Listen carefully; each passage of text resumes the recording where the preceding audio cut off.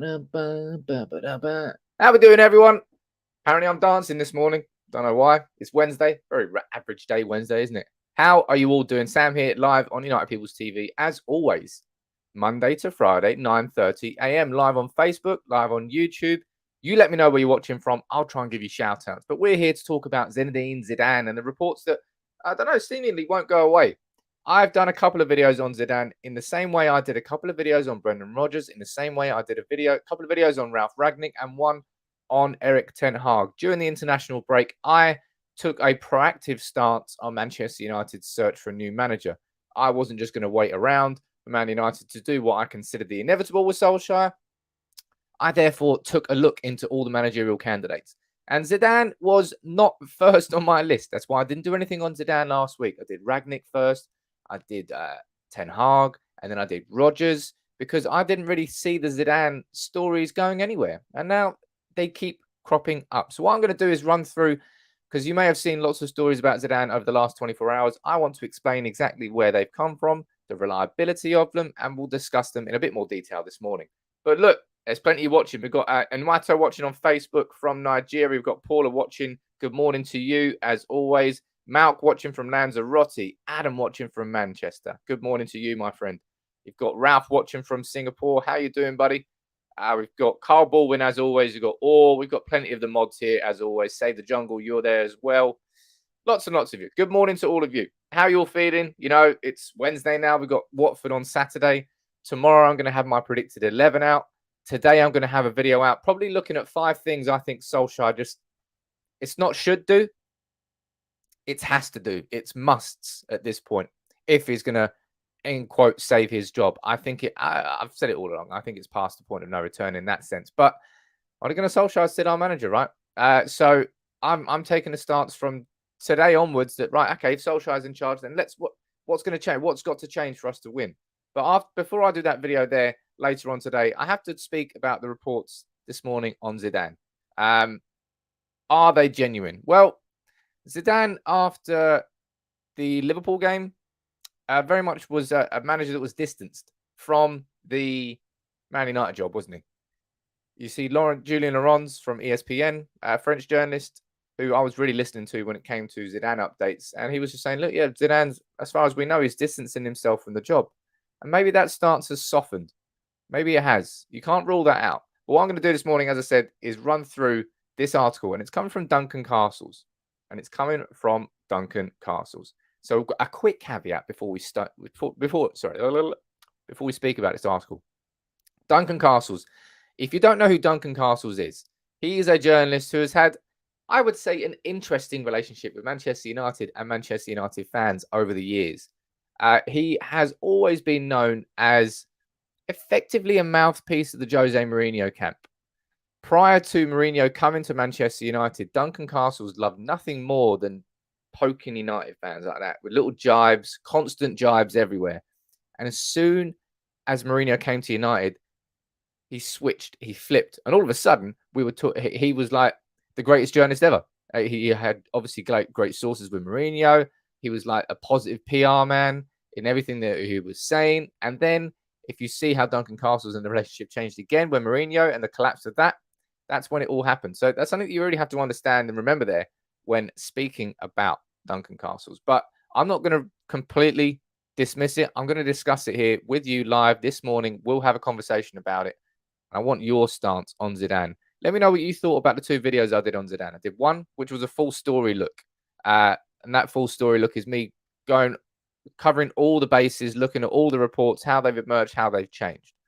My second video was more of an in-depth video, an analysis video, taking a look at what people have said about his managerial philosophy and his coaching style and principles and the pillars on which he bases that on, and also what Zidane has had to say about that himself.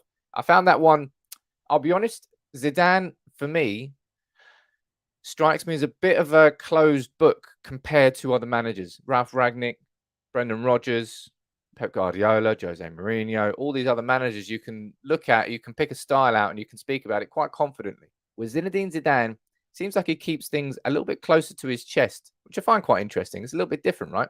I'm going to head down to the comments here, see what you're all saying before I head into the article. Ross, you're saying, I don't like the idea of Zidane. No Premier League experience. And I feel he inherited a good Madrid team. He did inherit a good Madrid team, Ross. As I said in the video I did, he inherited that great Madrid team. But other Real Madrid managers have inherited great Real Madrid teams and not done anything with them. And also, when he went back to Real Madrid without Ronaldo, he was also partly responsible for helping Vinicius Jr. come through. Marcus Asensio. It's a different look, slightly different look. Real Madrid team with all the players from a few years ago. Not all of them. Ronaldo was left, but obviously Cruz was there, Modric was there, and Benzema was there. But they're all a few years older, and he still won the league, and he nearly won the league 2 years in a row. So it's two different types of Real Madrid teams, which I find quite interesting. You convinced me after the halftime talk, he can bring an interpreter. Paul is saying there. Yeah, so a part of that video, I pulled up the halftime speech from Zinedine Zidane in the Champions League final against Juventus 2017. 1-1 halftime. Real Madrid won 4-1. And it was quite an interesting video to watch and to actually hear how Zidane put his principles across. It was a relatively straightforward halftime team talk, but clearly it was very, very effective. And that's why I put that in the video. Nick, you're saying I'm not pro Ole, but I have more confidence in him than Arteta. But even he managed to turn it around. Don't believe it myself, but maybe we were all wrong. And Nick, funny you should say that because this is coming up a little bit later in the show. You've mentioned Arteta there, and I pulled this article up. I was reading this morning. How Arteta's Arsenal steadied the ship during the manager's best 10 to 15 days of football after a shaky start to the season. It's an article from The Athletic this morning, and it's about Mikel Arteta. It's about the fact that at Arsenal, he has managed to steady the ship. And remember, at the start of the season, it was Arteta that was getting all the pelters and Solskjaer wasn't. And now it's flipped completely. So what have Arsenal done that Manchester United haven't done? That's what I'm going to be speaking about this morning after we discuss these reports from Zinedine Zidane. Let's get into it. Make sure you drop a like on the video, please. As always, ladies and gents, lovely to have you all here this morning. I enjoy doing these. Please leave your comments. Please leave your super chat, support the channel like Nick there. Thank you very much, Nick. All goes back into the channel. Let's talk about this article here from Duncan Castles. Zinedine Zidane is warming to Manchester United, but potential next manager's wife isn't so keen. Understood that the former Real Madrid manager is interested in leading the squad that contains two of his key players from Madrid, obviously talking about Rafael Varane and Cristiano Ronaldo. Let's scroll down. Let's read through this article together. United have made progress in their attempt to persuade Zidane to succeed Solskjaer. Record Sport, aka Duncan Castles, understands that Zidane is attracted to the opportunity of taking charge of a squad that involves Ronaldo and Varane. United squad, the second most expensive ever in terms of a transfer fee commitments. And that's something that you always find with Duncan Castles' articles. He loves doesn't matter what he's doing about United. He'd write an article and then just have little pokes and little jibes. I think he likes doing that because he likes to, I don't know, defend Mourinho. It's just what Duncan Castles does. And that's why I've always got to take his stuff with a pinch of salt. Let's run through the main points here. United hope, that the strength of Zidane's relationships with Ronaldo and Varane can help overcome reservations. So he's really going on here on the Varane and Ronaldo thing. An additional complication is the position of Zidane's wife. According to a close friend, she's not attracted to the idea of living in Manchester and would prefer her husband to take a longer break before returning to football. Right, so she doesn't want it. Okie dokie. What else is he saying here? He's a free agent, wouldn't need to pay any compensation package. We already know that. Zidane's record of delivering trophies while developing younger players also fits the cultural reboot. Club considers Zidane to be less abrasive than Conte. And they're talking about Brendan Rodgers, Pochettino, Glazers being upset with Solskjaer. Sources close to the club's owners argue that overseeing 2 5-goal home losses in the space of 12 months indicates that his large team of assistant coaches have produced a team that is less than the sum of its parts. Well, I think we can all agree on that. Okay? That's one thing we can agree on. Manchester United certainly are not a sum of its parts right now. Not with the squad that we've got. Marcelino, nice to see you there, buddy. Thank you for the super chat. You're saying people forget Zidane in 2018 beat all the champions in the knockouts, PSG, Bayern, Juventus, and Liverpool. He also lost the league on the final day in 2021. Oh, no one's forgetting that about Zidane.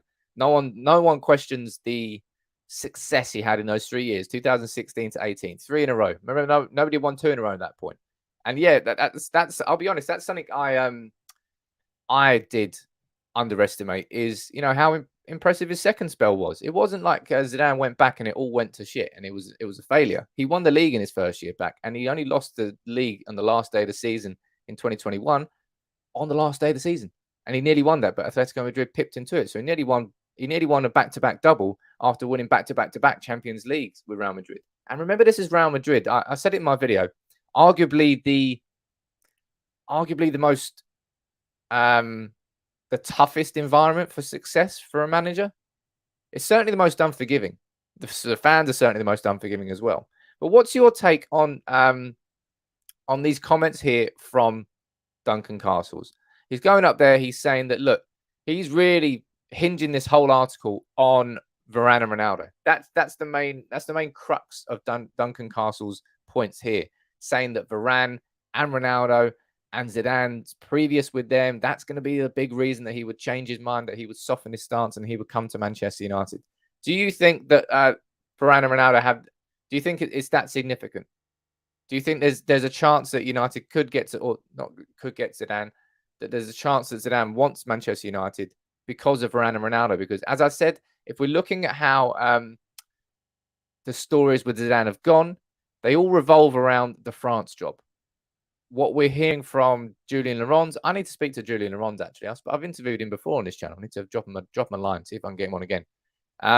He's been saying that Zidane's waiting for that France job, and that's why he's not particularly interested in any other job in football. Now, he could technically go on a short-term deal because his contract, I can't remember, Deschamps, that was it. Deschamps' contract with the France team expires after Qatar 2022. So that's next December. So he's got like 12, 13, 14 months to wait. And I think he might wait. He might wait for sure. But it depends whether you think he's going to go to France. Like Takeoff, you think he's going to go to France. He wanted Pogba at Madrid, says Tommy. Yeah, he did want Pogba at Madrid. Can't ignore that. Jack, you're saying Ronaldo is the reason Zidane loves Ronaldo. Hell, everyone loves Ronaldo. Everybody loves Ronaldo. Okay, you're saying Zidane to United will be the best thing that happened since Fergie. Oh, I'll argue. I mean, I know a lot of you disagree with it, but I think Solskjaer is the best thing that's happened post Fergie already. Zidane literally relies on individual brilliance, says Luke. Mate, if your individual brilliance includes a team with Benzema, Ronaldo, Bale, Cruz, Modric, Varane, Marcelo, Ramos, then you're going to get one bit of individual brilliance for sure. And then even in his first year, he lost to Barcelona on the final day. I didn't know that. Thank you very much, Linda. But look, with this Zidane article here from Duncan Castles, first thing to note about this article here is that it's only Duncan Castles saying this. You could argue that this is Duncan Castles maybe jumping onto a situation where because of the interest that surrounds Ole Gunnar Solskjaer's future, because of the interest that surrounds Zinedine Zidane being a candidate for the job, that he's simply creating an article to fit that narrative. Now, the fact that no one else is really reporting this might corroborate that idea, and that's something that I always look for when I look for big stories, and when I look for stories and I follow it in the press. I see, okay, and that's why we spoke yesterday about the article from Rob Dawson in ESPN about fringe players being angry at Manchester United. And the reason I felt that had real credibility is because James Ducker followed that up 4 hours later with a very, very similar article. Therefore, journalists, 2 different newspapers, same article within the space of 4 hours. It's a little bit different here with Duncan Castles, with Zidane, and with this article. He's the only one really saying it at the moment. But you can't rule it out because Zidane has to be considered a candidate, right, for the job. Whether or not he'd take it is a completely different ballgame. But Zidane has to be. Woo, my voice just gone there. Zidane has to be considered a candidate for the job to replace Ole Gunnar Solskjaer. You can't possibly overlook him. Even if you don't want him, you cannot just possibly completely overlook and ignore Zinedine Zidane. I don't think so anyway. Let me go down here and read a few of your comments out here, as I always do. Please, if you would, drop a like on the video. There's loads of you watching. I know it's easy. Just hit that button. Take your thumb away from the phone. Boop. Drop a like on the video. It does really genuinely help. How many top managers have coached a team and failed apart from Mourinho? Mourinho succeeded with winning the cups, but also succeeded in leaving Manchester United in an absolute shitstorm, like he does at clubs. Manchester United club, you're saying issue is not with Zidane, it's with our board. I'm sure if our board at least asked him to be interim or sign a short-term deal, Zidane would agree. That's a question to be asked then. Do you think that Zinedine Zidane would sign? No, because it would leave Manchester United in a terrible position. I was going to say, do you think Zinedine Zidane would sign a short-term contract at Manchester United until maybe? I mean, there's no guarantee that Deschamps is going to be leaving that French job, right? If France win the World Cup again, they hold it. Do you think Deschamps is going to be leaving? Do you think that'll be the end of it too, or not? Do you think Deschamps could stay on? Because clearly, I would say Zidane wants that job. And correct me if I'm wrong here, but he's obviously linked with the PSG job. But if I remember correctly, PSG and Marseille don't have a particularly friendly relationship. And I think Zidane is from Marseille. Well, not his roots, but let's have a look. Yeah, he was born in Marseille. So I'm not sure whether that would rule him out of the PSG job, but it's something certainly worth considering. Zidane is, I think I find the Zidane conversation most interesting out of all the candidates we're linked with, like Zidane, Pochettino, Ten Hag, Brendan Rodgers, Ralph Rangnick. Let's say those five. I would say the Zidane conversation is the most interesting because it seems to be more complicated. It seems to have more nuance than the other ones. Ten Hag, for me, obviously, would be the top candidate. I've said that before, and you know that by now. Out of all the candidates, I think he'd be fantastic. Ralph Rangnick clearly would be an absolutely incredible short-term appointment. But if we were going to do that, would we have done it by now? I think so. And as I've also said before, I'm just going to be goddamn furious if we do go and lose to Watford and all of a sudden Ole Gunnar Solskjaer gets sacked. And we're like, why didn't you just do that in the international break? And what's the point if we want to go for Ten Hag in the summer? Zidane is going to sign a 6-month contract. I don't think so. And I suppose it depends whether or not you think we're going to go for Ten Hag in the summer. You let me know. Type yes or no in the comments, ladies and gents. Do you think we will go for Ten Hag in the summer? Now, a lot of us think that's the right thing to do. But will United? You let me know what you think, yes or no. Go down here and see what you're all saying in the comments. For me, the Rangnick and Ten Hag conversation is the most compelling, says Josh. Good morning, Josh. Hey, look, as I said, from a logical point of view, you can clearly see a well-defined path with Rangnick and Ten Hag. You can see them dovetailing each other. You can see a plan being executed by Rangnick. You can see him coming and helping modernize the structure behind the scenes like he's done at so many clubs before. And then Ten Hag coming into a situation that's far more suitable for success. But that would take logic and that would take long-term planning. And I'm not really sure Manchester United can do either of them. Victor, you think Ten Hag will come if United make the approach? Mo, you think so? Klein, you want us to, but I don't think the board would do it. Ten Hag is the best, you say there. Wish it was a yes, but it's a no, says Sean from Ireland. And Usher, not that Usher. You're saying no. Well, I'm saying let it burn. Ah! Sorry. We better bloody get it, says Ant, or he's going to be protesting naked. No, come on, man. Don't do that to everybody. It's already been a bad international break. We don't need to see you naked as well. Paulie, you're saying yes, but that's in hope rather than belief that the board will do it. And I suppose that's kind of the situation we're all in right now with Manchester United. It's hope rather than belief. And that's kind of the feeling we've all got going into the Watford game. But as far as these Zidane rumours go, as I said, I covered it in my full story up until Sunday. And I said, look, as far as we saw in the reaction to the Liverpool and the City games, Zidane actually was somebody who distanced himself from that job rather than pushed himself towards it. Like Conte, the complete opposite. As soon as the Liverpool game happened, came on Monday, Conte's name just came out of the hat. And the stories kept going and going and going because his representatives were obviously feeding Fabrizio Romano. And he was reporting the news because he was being told it. Zinedine Zidane, very, very different. Very quiet. Kind of keeps himself to himself. Shrouded in a little bit of mystery. And he's not openly flirtating with that job. And he's not flirtating. Yeah, Zidane's not pushing for anything, really. It seems like he's happy to chill in the background and wait for the France job. Could United persuade him? Of course, United could persuade him. Look at the squad we've got. If we went in there with a real plan XYZ, then Zidane could come in and do a fantastic job. Would he have the circumstances for success? That's a different question altogether, because we know what happens with Manchester United, with our managers and everything that happens behind the scenes. Likely thing is it'll be a lot tougher for him to succeed at Manchester United compared to Real Madrid, not only just for the fact he hasn't got Ronaldo, Bale and Benzema, but as I said, a few years later when he went back, he was managing a slightly different team with the young players like Vinicius Jr. coming through and Marcos Asensio, and he did a very good job there too. So Zidane is a good manager. The difference between Zidane and someone like Rangnick or Pep is that he doesn't have that proper, clearly defined ideology and philosophy. As I said, you kind of struggle to write a book on Zidane and how he's sort of transforming the game, the evolution of tactics, something new and refreshing. It's not. He's playing quite simple, 4-3-3, one holding midfielder, two in front of him, press out of possession, confident in possession, play through the lines. He's not trying to reinvent the wheel. It's just when he gets that wheel working, he's very, very slick at doing it. Very slick.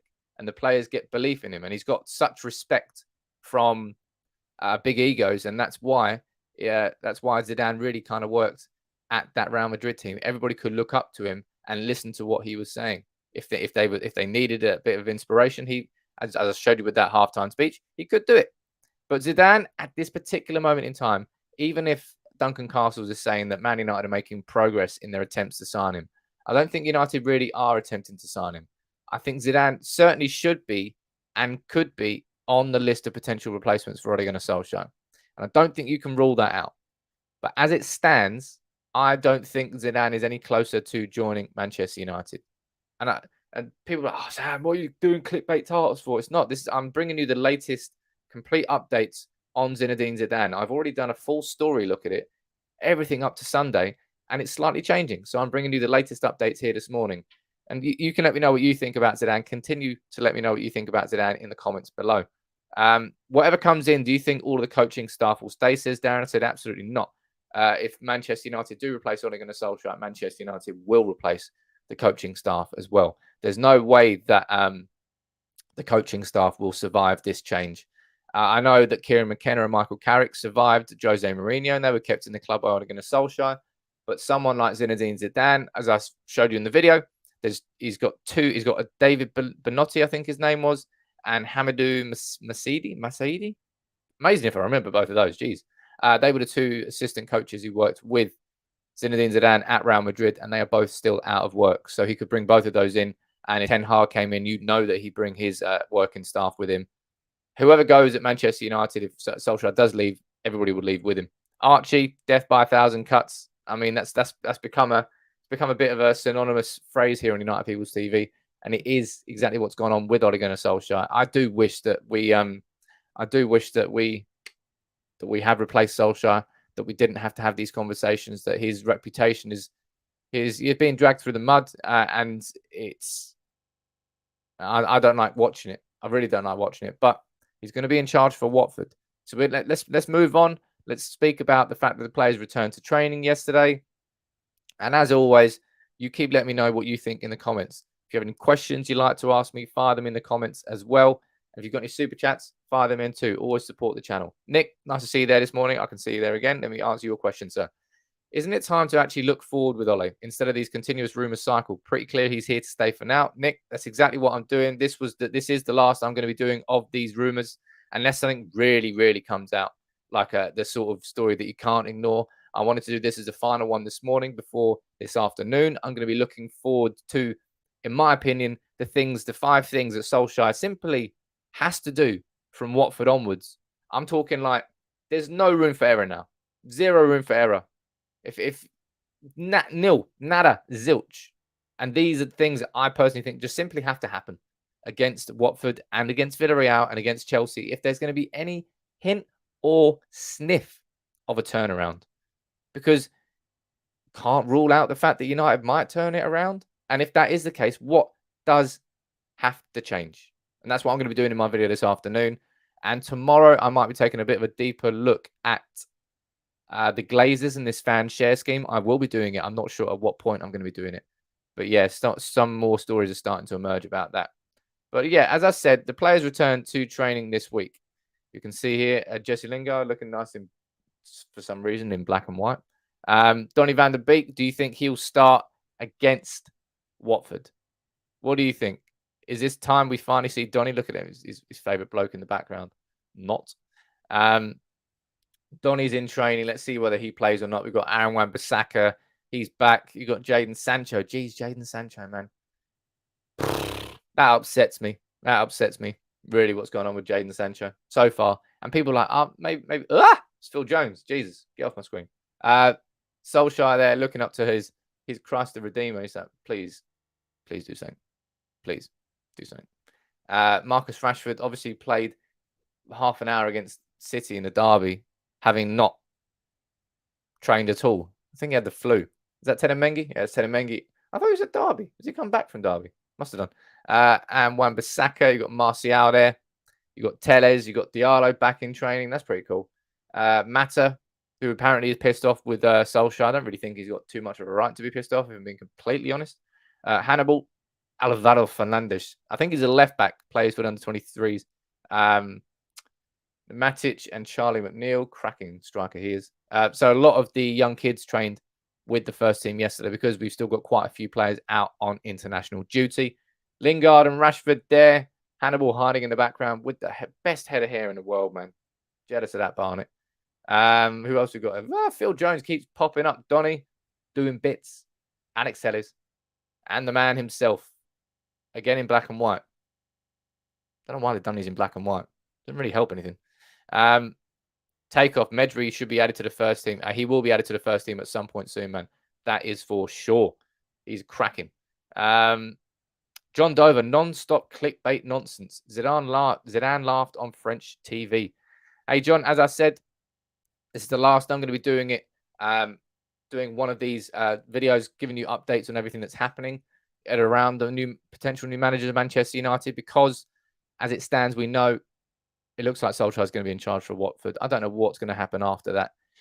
But I had to bring you the updates on Zidane because they were really circulating yesterday. And I know that a lot of you, struggle is the wrong word, but it's better for me to explain it all to you in layman terms in these videos. That's what I like to do. And not everyone saw them either. So that's why I did that. Vaishnav, nice to see you there this morning. You've joined as a member. I may as well say this now before I quickly move on. You know, by the way, Mike's still not got in contact with me. So it looks like we're going to go for a double giveaway this Friday. A triple giveaway, actually, as I'm finally going to announce the entry mechanic for the 210,000 subscriber giveaway. And so I'm going to do 210,000 subscriber giveaway. I'm going to do a CR7 shirt giveaway and a second CR7 shirt giveaway. So if you want to be in the chance of joining Vaishnav, sorry if I'm annihilating your name there. Call you Vaish. I'll call you Vaish. Win one of these every single week here on United People's TV. As I said, it's my opportunity to give back to you, the members, on YouTube and Facebook. On Facebook, I don't know what that was. On Facebook, hit the support now button. On YouTube, hit the join now button. You enter, become a member on the channel. It's your way of supporting the channel a little bit every single month. And that only just gets reinvested back into prizes like that. And it's my way of giving back to you and the community.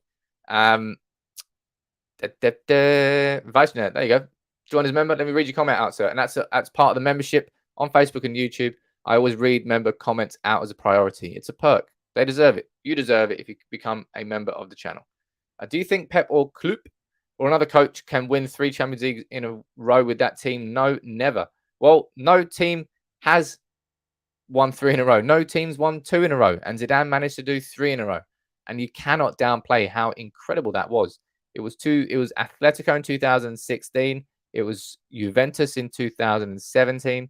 And it was, of course, Liverpool in 2018. And that game against Karius with, I think was that the Bale overhead? Ooh. Joda, I pointed out a few mates to your channel. Big up to you, my friend. Yeah, the community is wicked, man. The community is getting bigger and better. If any of you members have any ideas for things we can do to take it forward, I want to start doing some more interactive content. I don't know when. It's a bit busy, mate. I might start doing a Sunday show. I've mentioned this before, but if there's any more like ideas for shows, different call-ins, XYZ that you've all got, you let me know in the comments below. Alex, you're saying we have to start blowing teams away. It's all about performances now. Alex, that's certainly going to be one of my musts when it comes to the video that I'm going to do later on, because yeah, it's not results are everything, and results will change. Results will change the pressure on Ole Gunnar Solskjaer, but it won't change the mood among the fans. And they're two different things that have to be a sort of approached at the same time. And that's why, mate, it's hard. I need to do a bit of thinking before I do this video, so I won't just say it all there. Thomas, you're saying get Everett and Schmeichel's autobiographies too, along with what's in there. Everett, I think I'm getting Everett's one this week, and Schmeichel, Schmeichel. Honestly, it still hurts me the fact that he went City. I can't ever really forget that, if I'm being completely honest. I'm not sure. You let me know whether I'm wrong or to feel like that. But yeah, there's always part of my mind with Schmeichel. I loved Schmeichel growing up as a kid, but I'll never forget the fact that he did play for City and he went City. Is what it is. Ian, you sent a super chat, my friend, but you didn't leave a comment. So if you can leave just a normal comment now, I'll read that out as your super chat, sir. Could you do a voting thing and see what the common opinions are? It's a good idea. I'll try and do that. Be nice, have Zidane more. What do we want? Don't know what that says. What else have I got on here? Yeah, this was an interesting one. So you want to stick around for this one. So make sure you drop a like on the video and subscribe, because what we've seen with Ole Gunnar Solskjaer and Mikel Arteta has been like two opposite seasons. United started the season strongly. Jeez, man, remember the Leeds 5-1? 4 assists from Pogba. We were like, we're going to win it all. We're going to win it all. And Arteta and Arsenal got pumped first 3 games of the season. They had a much tougher start. I think it was Brentford, I think it was Chelsea, and I think it was City. Lost all 3 of them. But Arteta now and Arsenal are above Manchester United. And for a lot of people, Arteta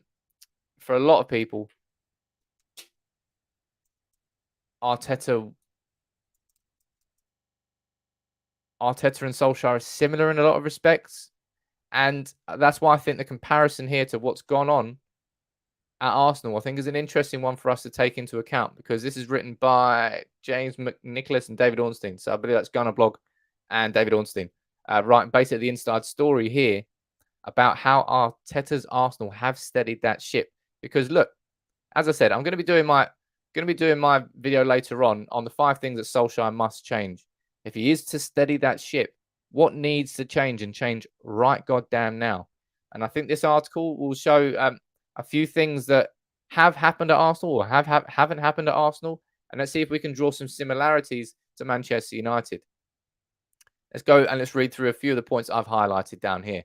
Arteta has been known to compare his team to a rowing boat. All the oarmen must pull in the same direction at the same time if they are to get where they want to go. And that's certainly one thing that Manchester United have not been doing at all. The team on the pitch has been pulling in different directions. Manchester United as a football club have been pulling in different directions. Yeah, we've all, as if we're a rowing boat, we're like 4 little mini rowing boats all attacking each other in the middle rather than working together. But yeah, Arsenal are on a 10-game unbeaten run right now. And they're going into this game against Liverpool the weekend with some actual real confidence. I'm not sure if you've watched that game against Leicester. And that was the week after Leicester pumped us. Arsenal really took them apart. Really took them apart. Darren, you're saying any other sources apart from Duncan Castles on the Zidane story? Not this particular update on Zidane. That's why I said let's put question marks on it, Darren. Let's not take it as gospel. When it comes to stories like that, I like to see when journalists corroborate, and more than one journalist reports the same story. But we've had nothing really from the likes of David Ornstein, from the likes of James Ducker, from the likes of Fabrizio Romano. So I'm taking it with a pinch of salt, but I wanted to cover it and discuss it with you this morning because I couldn't just ignore it, in my opinion. But yeah, let's go down here and continue taking a look at what Arsenal has done, Arteta has done at Arsenal, because I think it's a really important comparison. Now, this is going down to the important parts here. While there have, of course, been tweaks and alterations, the key for Arsenal has been their constancy, a uniform desire to stick to the plan and the philosophy. It was a case of holding their nerve. Now, when it comes to Manchester United, I would say this is just something that's not really been possible, because that's something that I really think, having listened to Arsenal fans over the last couple of months, sometimes anyway, sometimes I ignore them because they're a bit mad. But what they've all said really is that Arteta's been sticking, whether it's worked or not, Arteta's really been rigid and sort of sticking to the same style, the same plan. And for a lot of Arsenal fans, that was part of the problem. But when it gets to this point now where it's starting to turn around, you're seeing the benefit of that. And I don't know whether United or Solskjaer will ever have that, because we're talking about that plan and that philosophy, and we still struggle to define what that truly is. If I'm looking at what's worked the most under Ole Gunnar Solskjaer, I would probably say what's worked the most is that counter-attacking style, that deeper lying system, whether it's a 4-2-3-1 or a 3-5-2, just to try and sit in shape, sit with discipline, and get a decent ball out from the back that hits hard and fast on the counter, with Rashford on the left-hand side, maybe Lingard on the right-hand side, or Sancho, or whoever. I would say that's probably if I'm looking at a plan or philosophy, that's probably what I would say it has been. And that's not good enough, really, overall. Gungshin, I see you this morning. Thank you very much for Super Chat, dude. As always, pleasure to see you. It's essential that Ole, his staff, and the players make positive changes and get on the same page while there are still things to salvage this season. Otherwise, I can see it all falling apart spectacularly. Well, Gungshi, I think the jury's out on that one, because I think it already has spectacularly fallen apart. The question now is really whether Ole Gunnar Solskjaer and his coaching staff have the ability to piece this season back together before it literally blows away in the wind. That's the situation it's at now. It's like closing the door before the horse is bolted. I've said that before. And that's what it is. United's season has been blown up, really, after those games against Liverpool and the games against City. It's not to say it's not salvageable, but yeah, it's a case of piecing everything back together rather than trying to keep it together and go forward. So if we're talking about this constancy and this philosophy and this plan, it's about covering up the wounds that have already been created over these last few weeks. And that's a different sort of test. And I would say it's a test where previously Solskjaer's done well, because when we got to the brink where you think, oh, we cannot get any lower than this, all of a sudden he turns it around. Now, remember where we were coming out of the last international break, right? I did a video and we had a conversation about it. I was speaking about how Leicester, how we need Atalanta, how we got Liverpool. We were speaking about how important those games were, and then Jesus Christ, it all exploded in our faces. And it just did not work. The form and the results after that international break were just absolutely diabolical. So what's going to be different this time? I don't know. I really don't know, but that's why I'm going to do that video later. Karashan, nice to see you this morning. Good luck to you winning the Ronaldo shirt. You've entered into the draw. And as I said, Karashan, and to everybody else, you're not just entering as a member for the draw this week. You're automatically entered as a member from every single week from now until at least 2022. And who knows, maybe I'll just keep this going as a permanent thing, eh? Maybe I will, maybe I won't. Not sure, but you want to be a member of United People's TV to be involved in that. Peter, you're saying I've not been enjoying football for over 3 good years. Well, mate, welcome to football. Football works in cycles. We're in the midst of a bad cycle. We've been in the midst of we've been in a bad cycle since Fergie left, and that's to be expected. But Manchester United have made that cycle worse with a lot of decisions that we've made since then. I think we could have recovered by now if we made the right decisions and took the right choices post Fergie. Instead, we're still in a bit of a spiral, even with this top quality squad. But let's go down here and let's continue to look at what's happened at Arsenal. What can United learn from how Arsenal have turned this around? There's a couple more points I think I highlighted down here. The perception at the training ground was not that Arteta was simply sinking to wield the axe, but instead this is when he was they were talking about how there you go. So when they came back after the international break, Arteta completely switched to back five, took Leno out, put Ramsdale in, Gabriel and White in there, Tomiyasu, and 3 debuts at once. The coaching staff decided this during training that week, and this is an interesting point there. The perception at the training ground was not that Arteta was simply seeking to wield the axe, not simply coming in and going, you know what, we're not winning, therefore I'm going to change things. It's that he was embracing a team of the future. Now, I found that quite interesting. Maybe that's been part of the reason why Arsenal have had a slow start to the season, why it has taken them this long, why they maybe had a bit of a hangover from the Euros. Experienced players were injured, X, Y, Z. But United need to make changes inside this team. And lo and behold, that's going to be one of my key points that goes in today, because we can't see Fred and McTominay starting together in midfield. Doesn't matter if Paul Pogba's injured. Doesn't matter what else. It's just that we can't see that. If we're building a team towards the future, we have to close the door on the past. And that has to be Fred and McTominay. Sure, use them in certain games and certain situations. And as we've seen with Fred, I'll reiterate, Fred's a decent footballer, man. Fred is a good footballer. Fred started for Brazil yesterday against Argentina. I think he'll be fine to start on Saturday. I'm guessing he'll fly back tonight. Not sure. But Fred's good. He's not a defensive midfielder. I would call him a disruptor. He's there to disrupt the opposition, to break up play, to be a pest. I've called him a wasp previously. I've always stood by that. I think it's a fair comparison. No one likes wasps, but they're quite effective. And that's what I would say Fred is. But he's not your perfect double pivot midfielder. And McTominay is certainly not the powerhouse alongside him. In the same way that Maguire and Lindelof exacerbated and exaggerated each other's weaknesses, Fred and McTominay do that in midfield. So they just can't be playing there anymore. But Fred, I don't mind Fred there. I think I went a bit too far when I did a video after, was it the Everton game? You know, when Fred got pushed off the ball by Damari Gray, and I was like, he can't play for United again. And I kind of showed myself, said, Sam, you got to step back, man, and don't do these sort of overly emotional reaction videos. And that is exactly why I don't do fan cams here on United People's TV. And I've always tried to avoid it, because I think they prey on the emotions of people, and I don't think it's very good. Anthony, good to see you this morning, my buddy. Have you already been a member before? Look at that. You've already got a CR7 shirt there on your boy. Let's get another one for you. And Viable Solutions. Good to see you joining as well, my friend. Nice to see you all this morning. Hey, look, the family's getting bigger. The family's getting better. Remember, to everybody that's joined on YouTube, go to the community tab. There's a link to the private members WhatsApp group in there. Come in, join in. Love to have you on board. And if you're watching on Facebook too, go onto the Facebook private supporters group on there, and the link to the WhatsApp is on there too. I'd love to have you all of you on joining on board. Viable, sorry it took so long. No worries, buddy. Glad to have you on board now, and looking forward to getting you involved. But yeah, this I find this article on Arsenal really, really interesting. As I said, if we're looking at a team towards the future, there's a couple of obvious changes really that Ole Gunnar Solskjaer can do, and we all know that one is Donny van der Beek. Donny van der Beek. Donny van der Beek.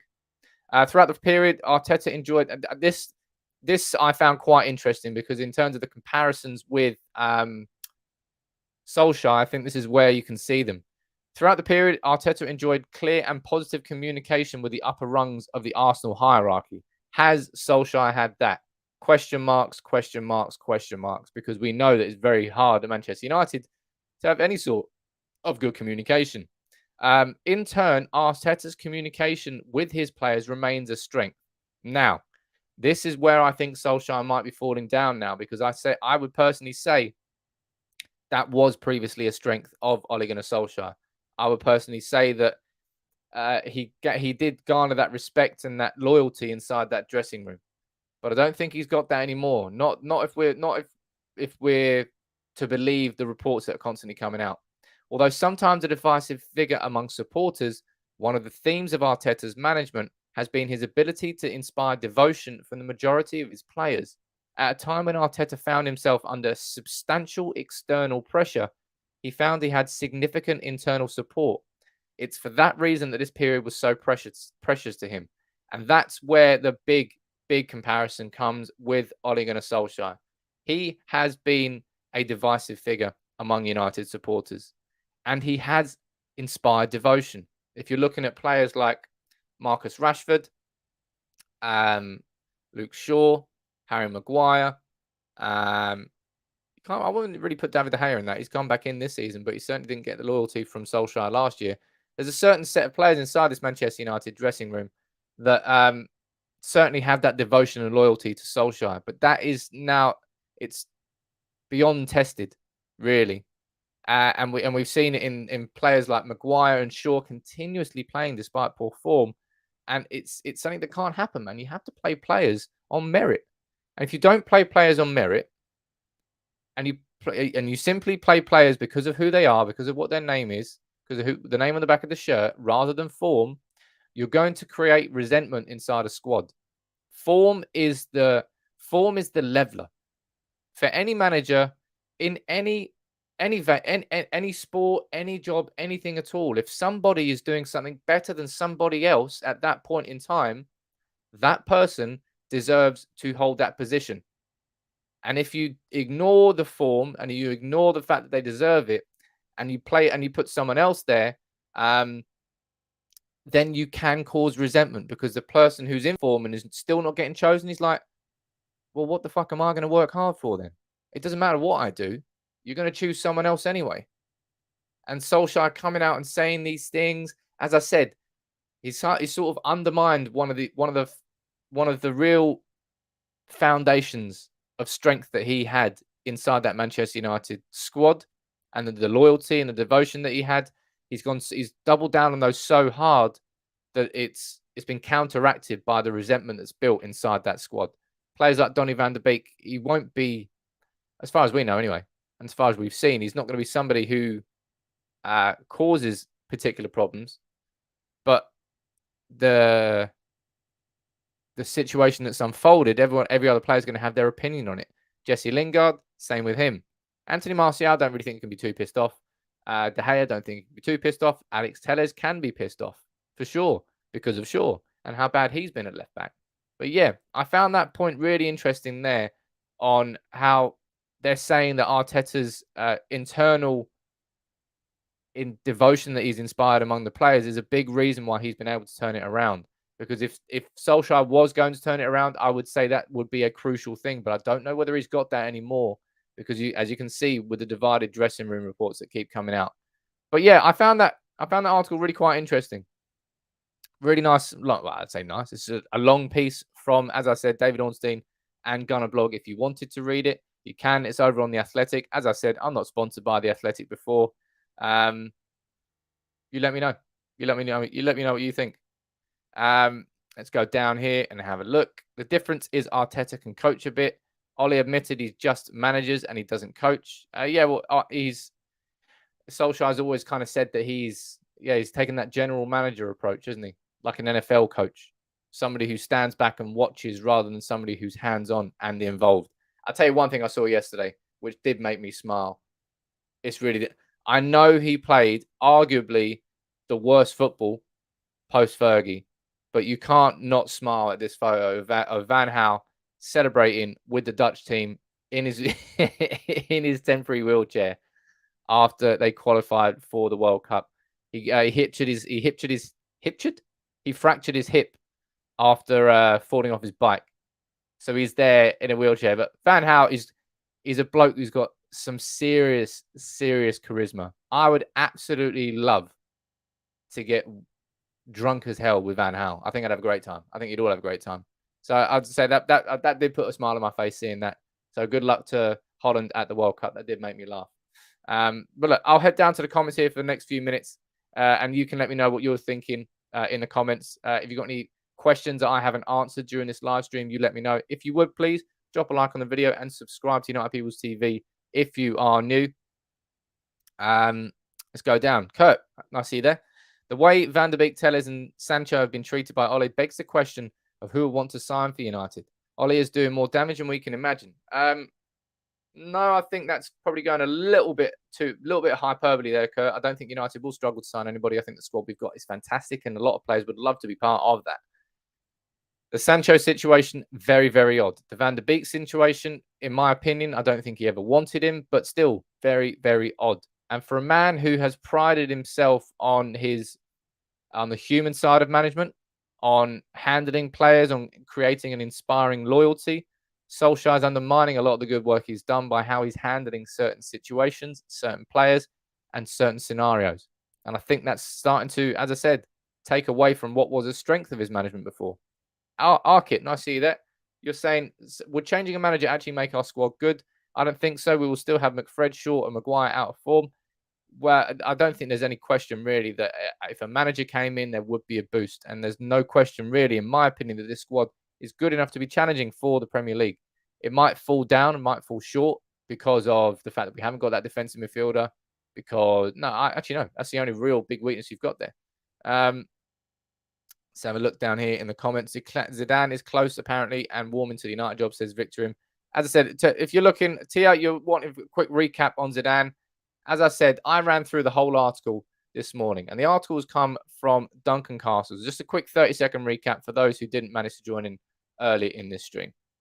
Zinedine Zidane is warming to Manchester United, but his wife isn't so keen. This is coming from Duncan Castles. Now, the reason that was important was because, as I said, Duncan Castles is a journalist who previously, actually no, his whole career has been a bit of a Jose Mourinho mouthpiece. And that's something that's really important to take into account when looking at all these reports, because he's not really a fan of Solskjaer because he replaced Mourinho. Goes down here to say that Zidane's relationship with Ronaldo and Varane is considered to be a important factor as to why Manchester United feel they could persuade Zidane to come into the job. And they talk about Zidane's wife not particularly wanting to come to Manchester and that being a problem. And it goes down to saying that, yeah, he's a free agent. As I said, this story is only coming from Duncan Castles. This story is not coming from any other journalist. And until that does get corroborated by other journalists, we have to take it with a pinch of salt. We can't just rule it out completely as bullshit. But as it stands, as far as we know, Zidane is waiting for that France job. Let's see if anything changes on that. But that's going to be the last time that I speak about new managers here on United People's TV for a little while. I'm going to be focusing my attention now on Manchester United as is. Right, cool. Okay, so new manager's not coming in. I've been proactive I feel like we've been proactive here on this channel for the last week and a half with the videos that I've done on Rangnick, on Ten Hag, on Zidane and Rodgers. We've taken a look at other options. We've spoken about them. We've spoken about who might be more suitable than others. Nothing's happened. Okay, right, nothing's happened. There's nothing I can do to change that now. There's nothing you can do to change that now. So let's speak about nothing we can actually change, but what might actually change. What could Solskjaer actually change going forward in these next couple of games? That's what I'm going to do a video on today. That will hopefully be out by I don't know, 1:30, 2-ish. Going to look at 5 things that Solskjaer simply must do against Watford, Villarreal, Chelsea and Arsenal if we're to have any chance, any sniff of turning this around. Oh, God. There's a couple of funny comments there, which I'm not going to read out. Vaishnav, you're saying Zidane's philosophy is simple, win-win-win, simple as that. As I said, I did mention that before. Yeah, his trophies are his language, really. Sort of proven that at Real Madrid. Right, I'll tell you what, I'll wrap that up now. There's not much else to talk about in terms of this video. Thank you very much for everyone for joining in this morning. As if you're new to United People's TV, welcome aboard. Genuinely, this is interactive. I answer your questions and your comments that you send in to me, either just in comments or in your super chats. If you're a member on YouTube or Facebook, I'll always try and read your comments out as a priority. That's a perk of the channel. Ian, I will check out your instant message Facebook. There you go. I won't miss that, my friend. No worries. But yeah, lovely to have you on board here as always. I'll be here tomorrow at 9:30 a.m. with my next live stream. As you always know, I'm here Monday to Friday at the very, very least.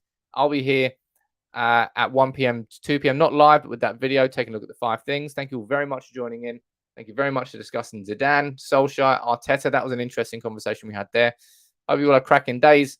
But Watford's coming up, man. We've got to start looking ahead to it and seeing what Solskjaer needs to change. Take it easy, everyone.